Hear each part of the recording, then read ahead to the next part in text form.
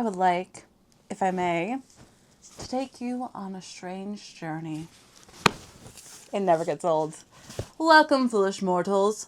Now, yes, Rocky Horror might not be an original Disney property, but since it's been acquired by the company, it's fair game, especially when they've been promoting it as part of their collection. You can literally watch it on Disney+.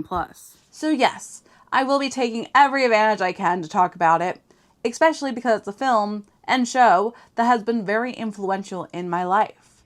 It's also the 50th anniversary of the film, and that's a huge accomplishment. The original cast has been touring around America to celebrate, but unfortunately when they're coming to New York, which is the closest city to me that they're going to, it's on a Monday night, so I'm not able to attend that showing. I did end up going to a drive-in screening years ago during the pandemic that had Barry Boswick hosting, and that was a really cool experience. And yes, the only video I took was through Snapchat, so I'm really sorry for the terrible film quality. It was 2020. Snapchat was still cool to use back then. We got mooned by him. It was great. It was only his underwear. It's not like he was in his underwear for like 70% of the film. But once again, from the star himself, he confirmed that it's a Disney film now, so it counts. You know, Mr. Disney, we have bought the Rocky Horror Picture Show, and he would probably say, the Rocky Horror what? What the is that? The Rocky Horror Picture Show. And, and they would go, well, it's okay. It follows right along in your catalog of movies because it's just about another evil queen. Now, because this film is a phenomenal cult classic, there's been a plethora of various media created to keep it alive. References and parodies have been created throughout the decades, such as having a dance-off in The Drew Carey Show,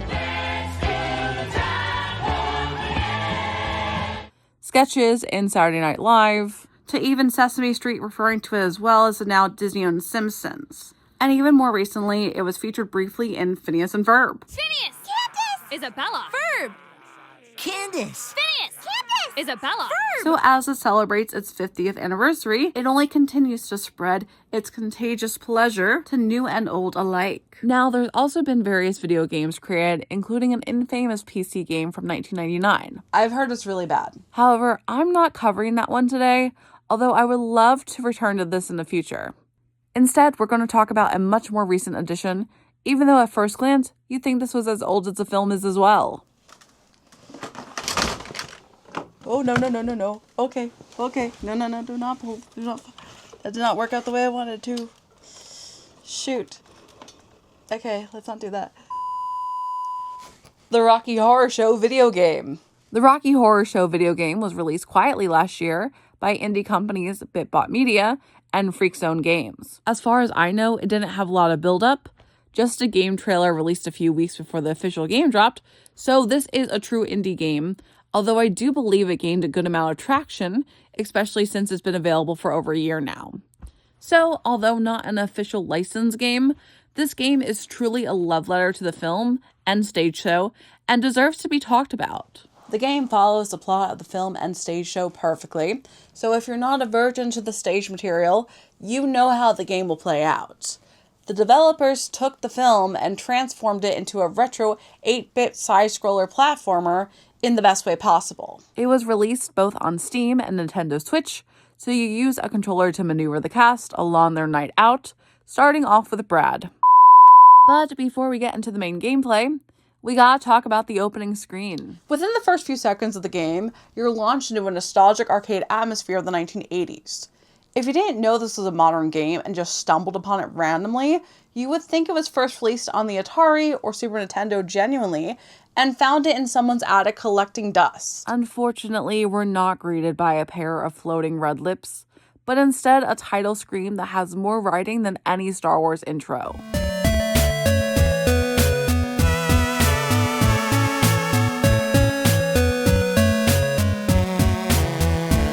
They literally took the script and made a game around all of the dialogue. That's not a bad thing at all either, especially if you're a fan of the film and or stage show. The script is very memorable, and one of the highlights is to always be able to quote or add on to. And on a night out, it was a day's in. Well, they were not going to let a storm spoil the events of their evening. And yes, also from the beginning, we're greeted to the amazing music that makes this cult classic legendary. At this point, we all know how much I love MIDI music renditions, so the fact that you get to hear this entire soundtrack converted into the MIDI genre, this was an absolute pleasure to play. And I appreciate that you hear most of the songs, even the ones cut from the film. Once in a While is literally my favorite song from the show, so it was such a pleasant surprise to hear it MIDI-fied.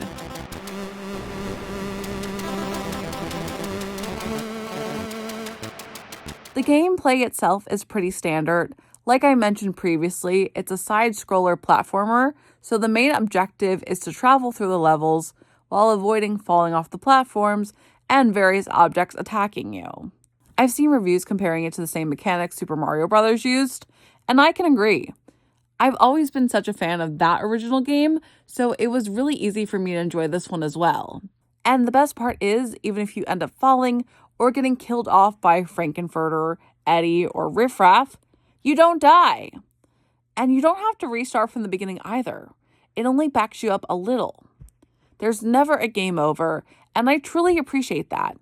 Especially because the boss battles can get insane. For example, in the middle of the game, there's a boss battle against Eddie. It was the most challenging, hardest one to figure out, and I literally had to look up a walkthrough to figure out how to get through it. Outside of that, thankfully, the game is very easy to figure out without instructions, because you never really get a tutorial.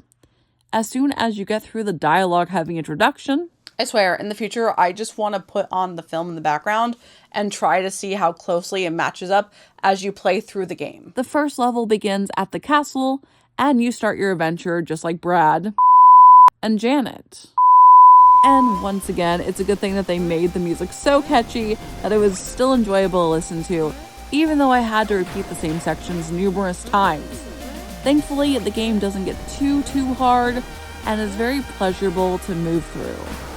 Obviously, it does get more challenging as you progress, moving from playing as Brad, to Janet, to Dr. Scott, but the levels do repeat as you progress with each character, with a mixture of the mini boss battles along the way.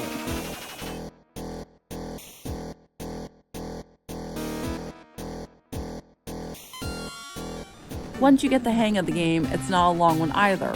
The whole thing takes around an hour or two to complete, depending on how your skill level is.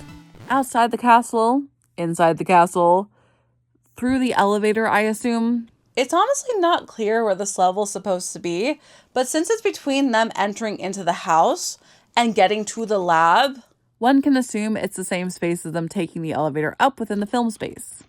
Especially because the next area in the game is the laboratory. Overall, you end up going through the cycles 3 times, once with each of the humans, but each round gets more challenging.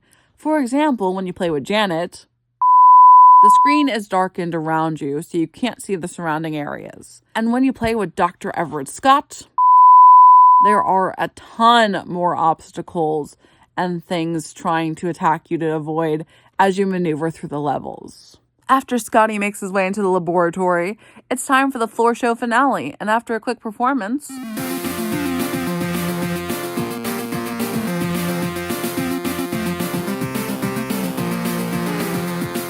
it's nice that we got a break for the floor show, but there's no stopping to do the time warp. And that itself is a sin. there's one more challenging boss battle, but by that point, that's the game. Riff Raff tells the humans they need to get out before they beam the house back to Transylvania, and Superheroes plays in the background before the credits roll.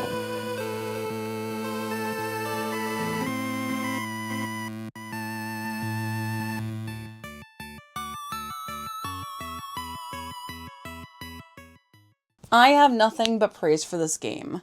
Like I said before, it's a true love letter to the beloved film and stage show, and the game is filled with so many nods and Easter eggs that it will make you shiver with antici.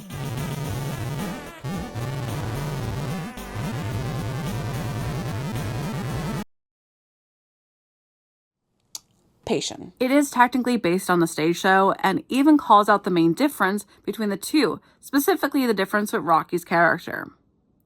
If anything, the very few critiques that I have would be that it's too dialogue heavy for any replayability, Although, like I mentioned before, I am curious how closely it lines up playing against the film. And the other weird thing is the antagonist. I don't know why they're avoiding zombies compared to all the Transylvanian guests, unless they're supposed to be them, but it didn't translate correctly in my opinion if so. And the floating skulls and brains aren't anywhere in the original source material either. But of course, these are really super minor critiques. If you're a fan of the show, you will love this game. It's campy, it's spooky, it's a little retro, it's perfect for this time of year, or any time, honestly.